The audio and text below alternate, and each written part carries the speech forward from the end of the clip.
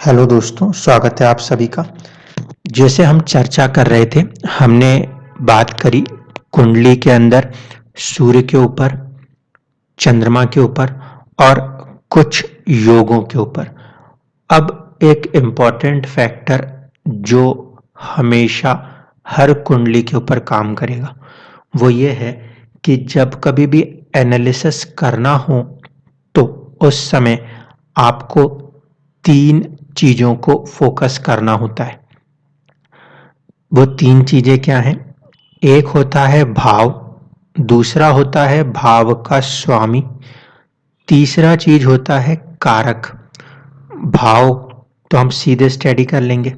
किसी भी particular house के ऊपर किस तरह के एस्पेक्ट्स हैं, ये हमें बता देंगे कि उस पर्टिकुलर कुंडली में उस भाव की स्थिति क्या है।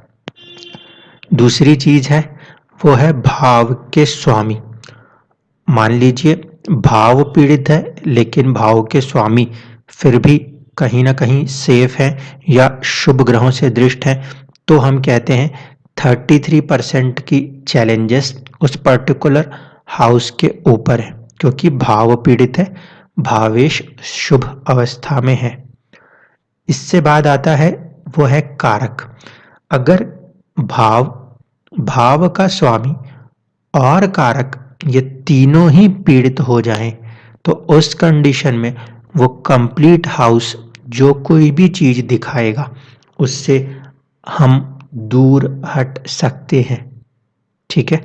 खासकर पृथकतावादी ग्रह शनि, मंगल और राहु, जब इनकी दृष्टियां पड़ती हों तो ये बेसिकली जीव तत्व का नाश करते हैं।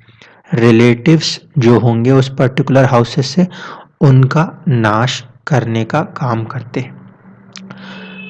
अब मेन चीज जो है वो है कि कारक कौन सा ग्रह किसके लिए है, इसे आप चाहें तो नोट कर सकते हैं। आपका जो हेल्थ है, जिसे हम कहते हैं तन भाव, उसके कारक होते हैं सूर्य और चंद्रमा। जो आपका धन है, धन के लिए कारक माने जाते हैं बृहस्पति। जो छोटे भाई बहन हैं, उसमें से छोटे भाई के लिए हम देखते हैं मंगल। माता का कारक होते हैं चंद्रमा। क्षेत्र प्रदान करने के लिए कारक होते हैं शनि। मन के लिए कारक होते हैं चंद्रमा। जो हम एजुकेशन, विद्या हासिल करते हैं, उसके कारक होते हैं बुध। पुत्र संतान के कारक हैं बृहस्पति। रोग के कारक होते हैं शनिदेव। हिंसा अगर हो तो उसके कारक होंगे मंगल। स्त्री के कारक होंगे शुक्र। पुरुष या पति के कारक होंगे बृहस्पति, गुरु। आयु के कारक होंगे शनि। धर्म का जो है वो संबंध है सूर्य से, केतु से और बृहस्पति से। सूर्य, केतु और बृहस्पति ये तीनों ही मिलकर कहीं ना कहीं धर्म जो है उसको रिप्रेजेंट करते हैं, उसके कारक होते हैं। पिता के कारक होंगे सूर्य। राज्य के भी कारक होंगे सूर्य। बड़े भाई के लिए कारक होते हैं बृहस्पति। और जितने भी भोग हम लोग करते हैं उसके कारक होते हैं शुक्र। तो हमें जब किसी भी चार्ट के ऊपर एनालिसिस करना है तो ये कारक तत्वों को ध्यान में रखना है। मान लीजिए किसी कुंडली में सूर्य अपनी ही राशि में बैठे हुए हैं, ठीक है। ऐसे स्थिति में क्या होगा, पर्टिकुलर वो जिस हाउस में होंगे वो अपने ही हाउस में होकर बैठने के कारण दूसरी कंडीशन बनेगी भाव और भाव के स्वामी। मान लीजिए कि वो पर्टिकुलर भाव किसी एक चीज को रिप्रेजेंट कर रहा है, कारक बन जाएंगे। ऐसे कंडीशन में अगर उस सूर्य के ऊपर शुभ दृष्टि हुई तो उस पर्टिकुलर हाउस जिसकी बात होगी उस पे शुभ दृष्टि होने के कारण भाव, भाव के स्वामी और कारक के तत्व की वजह से पॉजिटिव रिजल्ट्स मिलेंगे। लेकिन मान लीजिए सूर्य अपने भाव में बैठे हैं और कहीं ना कहीं उस भाव से कारकत्व को जोड़े हुए हैं। ऐसे कंडीशन में अगर पापी ग्रहों की दृष्टि सूर्य के ऊपर पड़ेगी तो फिर हम ये मानेंगे कि भाव के स्वामी और कारक तीनों में नाश हो रहा है। ये बहुत इंपॉर्टेंट फैक्टर रहता है किसी भी चार्ट को स्टडी करने में, क्योंकि मोस्ट ऑफ द चार्ट्स में कभी या तो भाव पीड़ित होता है या तो भावेश पीड़ित होता है, लेकिन जिस कुंडली में भाव के स्वामी और भावेश तीनों पीड़ित होंगे उसमें वो चीज बिल्कुल न्यून हो जाएगी, एकदम से उसमें कमी आ जाएगी। जैसे यहाँ पे इन्होंने एक एग्जाम्पल चार्ट को लेके समझाने की कोशिश करी है।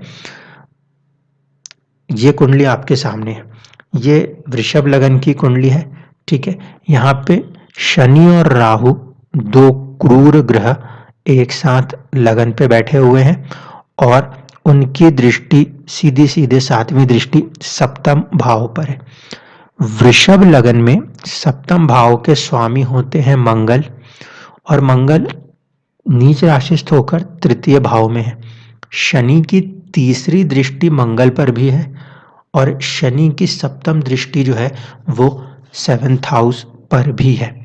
ऐसे कंडीशन में अगर हम देखें तो हम कहेंगे कि यहाँ पर शनि जो है वो भाव और भाव के स्वामी दोनों को पीड़ित कर चुके।